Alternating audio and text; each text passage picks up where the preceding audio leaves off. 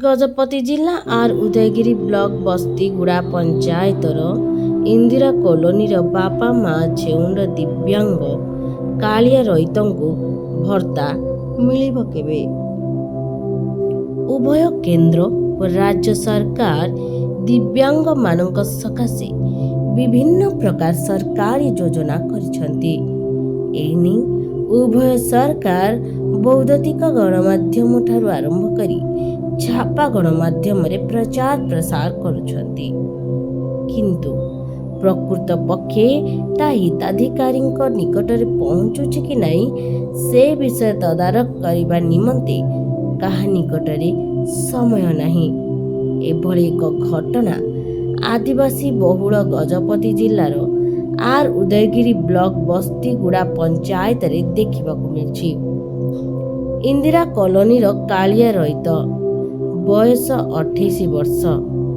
28 वर्षर युवक जी कि बापा माँ झेउंड अटंती और तांकर जणे भौणी अछंती।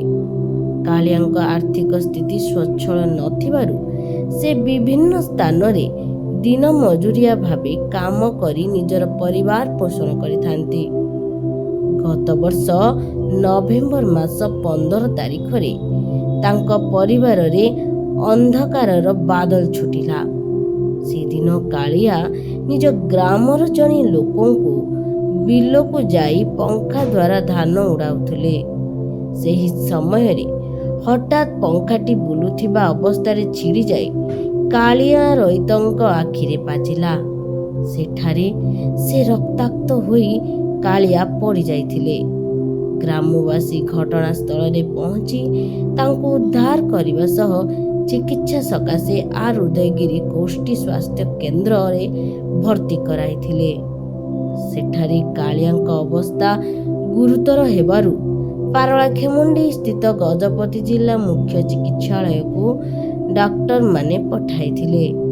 सेठारे चिकित्सा करुथुवा डाक्टर माने कालिया रईतंक दुईटी आखि नष्ट होइथिबार कहिथिले। कालिया दुईटी आखि हराई संपूर्ण भावे अंध होइगले।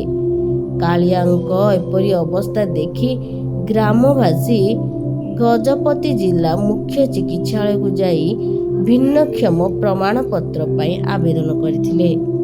किछि दिन परे डाक जरियारी कालिया रईतंक निकट रे भिन्नक्षम प्रमाण पत्र पहुंचीथिला।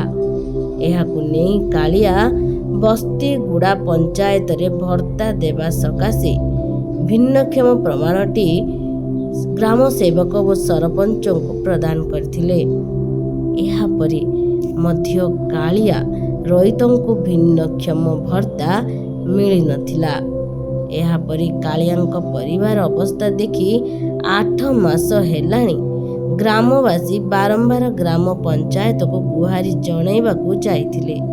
ना कोन कैलाश रईत बस्ती गुड़ा छंदे हाँ तांको बोले ये धान मंता आइतिला तो धान मंता बेल को ये जाइथिले काम कराकू चाषी आउ चाषी न कले आउ सेटा को आउ बंचबार उपाय ना। तेणुक से चाषी से काम कर कर से आउ माढ़ी जाइछते आउ से फैन रो ये जो पंखाटा को भाजिकिरी ये भांगिकिरी तार जो खंडिया याटा को जाइक बाजिछे बोली कहतिला। आखिरे तिला जनकर पचफट थिला से जाइक रे बाजिछे आउ बदे तार ग्रह थिला आउ किंतु चलिबार कष्ट सारा। सरकार कहीं एते सरकार ऊपर दाबी करछथि किंतु को तार पाई किछि पंथा किछि कर दे नांती। पिलार पाई जदी आ सरकार आ तरफ पर जदी आ तार बता हिसाब देबे बोल तार पाई कि चलबाटे सुविधा तांता काहे कि से आखि देखा जाउ ना। धान उड़ाइबा को जातिले कुली करबा को तांकर एमिते नष्ट होई गेला पंखा बाजी खेल छ। हां डॉक्टर कहले भाईनांकर आखि नष्ट हो जाए आउ देखिबेनी बोली कहले। सरकार को कहूँ मोर भाईनांकर बता पैसा देले हमें से चढ़ी नेबू कौन से साहाଯ୍य देले चिर प्रकृत रहिबे। आज्ञा कालिया रईत बस्तीगुड़ा ଆଜ୍ଞା ବର୍ତ୍ତମାନ ଏବେ ଡିସେମ୍ବର ମାସରେ ଏମିତି ହେଇଛି ଆଜ୍ଞା। ଆଖିରେ ଫ୍ୟାନ୍ ବାଜିକି ମାଡ଼ ହେଇଗଲା। ଏ ଧାନ ଗୁଡ଼ା ଫ୍ୟାନ୍। ହଁ ଡକ୍ଟର କହିଲେ ଆଖି ନଷ୍ଟ ହେଇଯାଇଛି ବୋଲି କହିଲେ। ହଁ ନାଇଁ ହଁ ଆପ୍ଲାଏ କରିକି ଗୋଟେ 5 ମାସ ହେଉଛି।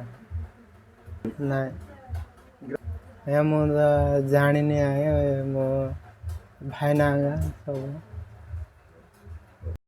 ଯେତେ ଥର ଯାଇଥିଲେ ସେତେ ଥର ସଦା ସର୍ବଦା ପଞ୍ଚାୟତ କାର୍ଯ୍ୟାଳୟରେ ତାଲା ପଡ଼ିଥିବାର ଦେଖି ନିରାଶ ହୋଇ ଫେରୁଛନ୍ତି।